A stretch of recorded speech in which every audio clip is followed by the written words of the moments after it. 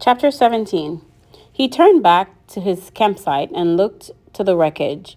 He had a lot to do: rebuild his shelter, get a new fire going, find some food, or get ready to find some food, make weapons, and he had to work slowly because his ribs hurt. First things first, he tried to find some dry grass and twigs, then peeled bark from a nearby birch to shred into a fire nest. He worked slowly, but even so, with his new skill, he had a fire going in less than an hour.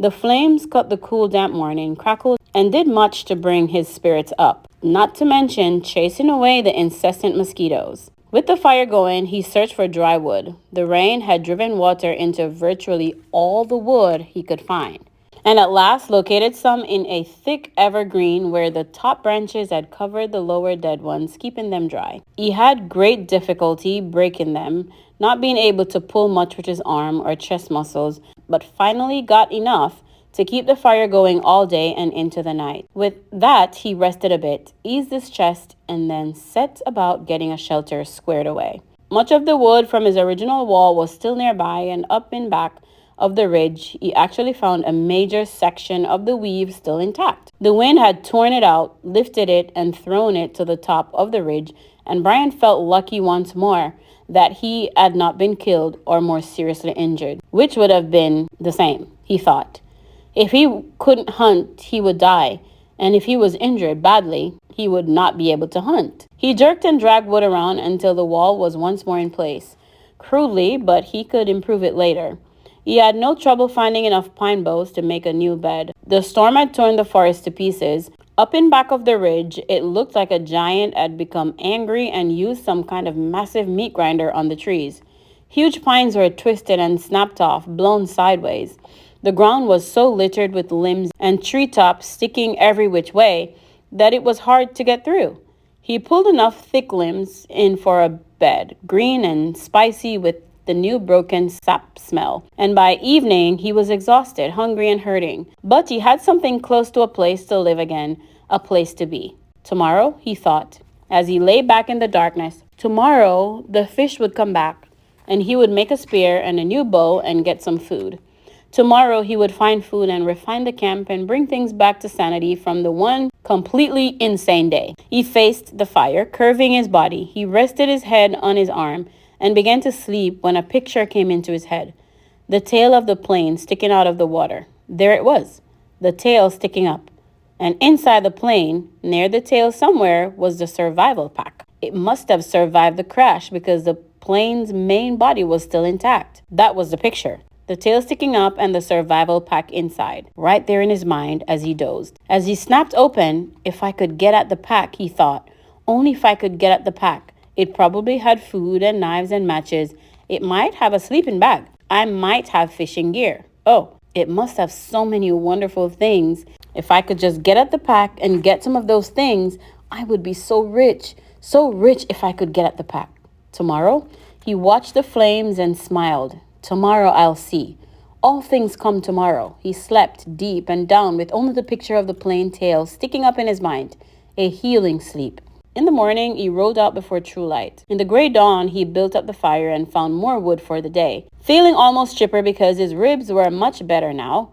With camp ready for the day, he looked to the lake. Part of him half expected the plane tail to be gone, sunk back into the depths, but he saw that it was still there, didn't seem to have moved at all. He looked down at his feet and saw that there were some fish in his fish pen looking for the tiny bits of bait still left from before the wind came. He fought impatience to get on the plane project and remembered sense, remembered what he had learned. First food, because food made strength. First food, then thought, then action. There were fish at hand here, and he might not be able to get anything from the plane. That was all a dream. The fish were real, and his stomach, even his new shrunken stomach, was sending signals that it was savagely empty. He made a fish spear with 2 points, not peeling the bark all the way back, but just working on the pointed end. It took him an hour or so, and all the time he worked, he sat looking at the tail of the plane sticking up in the air, his hands working on the spear, his mind working on the problem of the plane. When the spear was done, although still crude, he jammed a wedge between the points to spread them apart and went to the fish pond. There were not clouds of fish, but at least 10, and he picked one of the larger ones, a round fish almost 6 inches long, and put the spear point in the water, held it, then thrust with the flicking motion of his wrist when the fish was just above the point. The fish was pinned neatly, and he took 2 more with the same ease, then carried all 3 back up to the fire.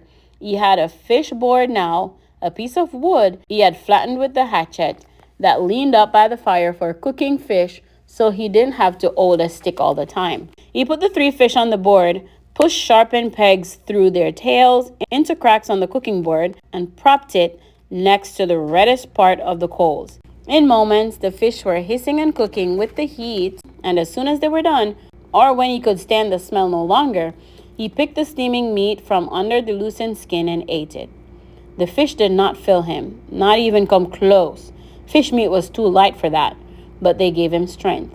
He could feel it moving into his arms and legs, and he began to work on the plane project. While making the spear, he had decided that what he would have to do was make a raft and push paddle the raft to the plane and tie it there for a working base.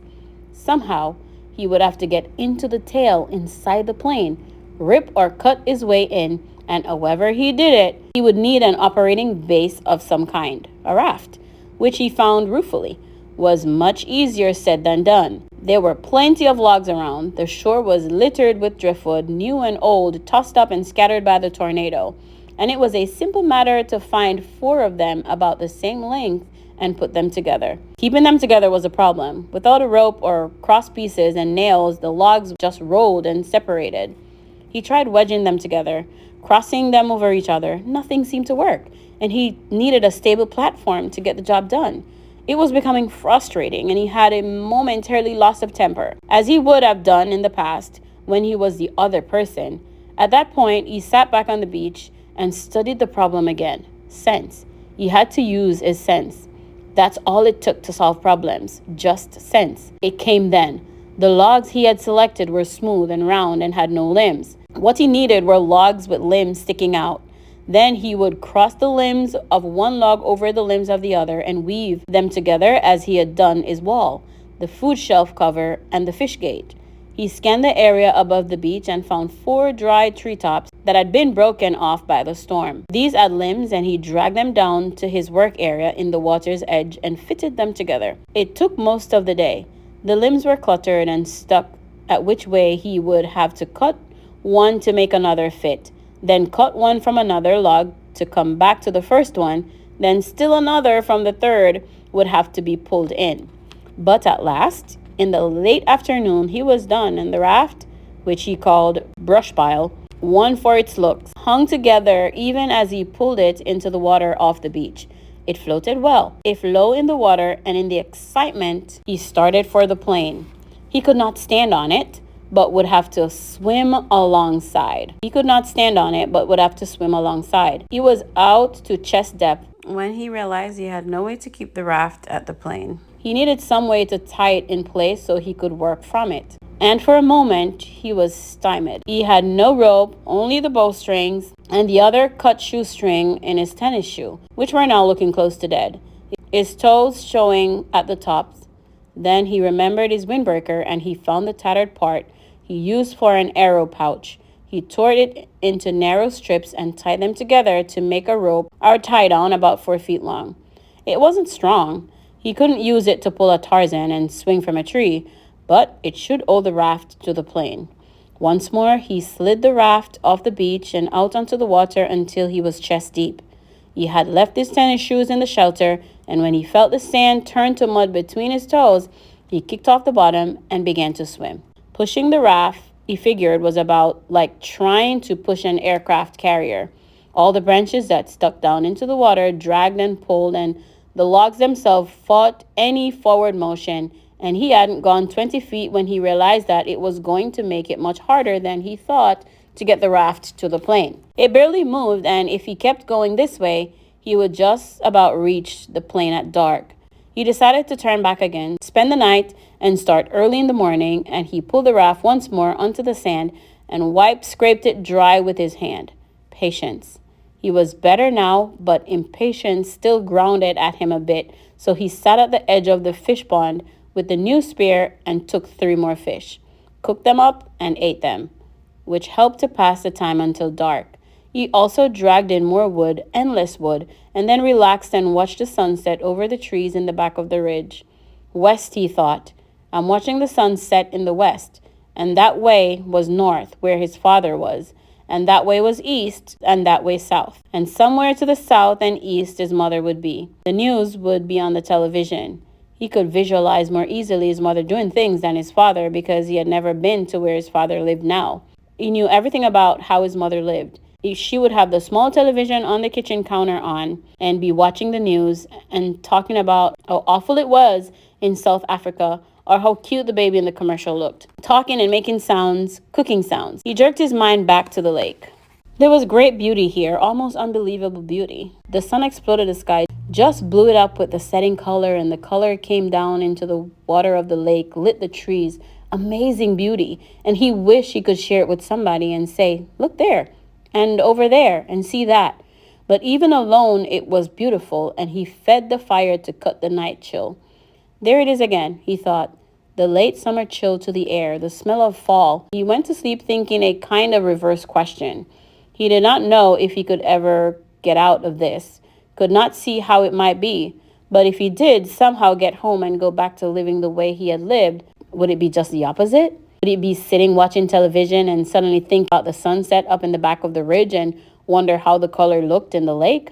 Sleep. In the morning, the chill was more pronounced and he could see tiny whips of vapor from his breath. He threw wood on the fire and blew it until it flamed, then blanked the flames to last and went down to the lake. Perhaps because the air was so cool, the water felt warm as he waded in. He made sure the hatchet was still in his belt and the raft still held together, then set out pushing the raft and kicking swimming toward the tail of the plane. As before, it was very hard going. Once an eddy of a breeze came up against him and he seemed to be standing still, and by the time he was close enough to the tail to see the rivets of the aluminum he had pushed and kicked for 2 hours, was nearly exhausted and wished he had taken some time to get a fish or two and have breakfast. He was also wrinkled as a prune and ready for a break. The tail looked much larger when he got next to it, with a major part of the vertical stabilizer showing and perhaps half of the elevators. Only a short piece of the top of the fuselage, the plane's body toward the tail, was out of the water, just a curve of aluminum, and at first he could see no place to tie the raft.